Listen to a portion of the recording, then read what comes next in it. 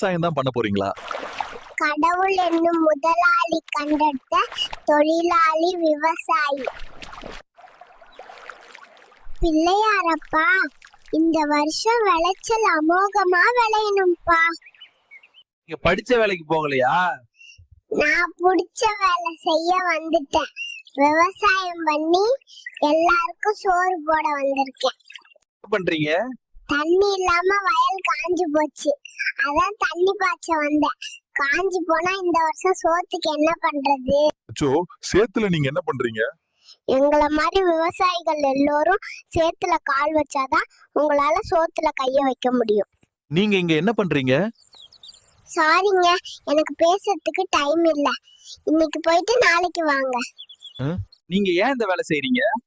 நான் இந்த வேலை செஞ்சாதான் உங்களால 3 வேளை சாப்பிட முடியும்.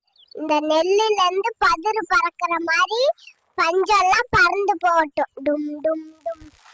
சொல்லுங்க. இந்த மாடுகளை நம்ம நல்லா பாத்துக்கிட்டா அது நம்மள ரொம்ப நல்லா பாத்துக்கும். வாழ்க விவசாயம், வளர்க விவசாயி.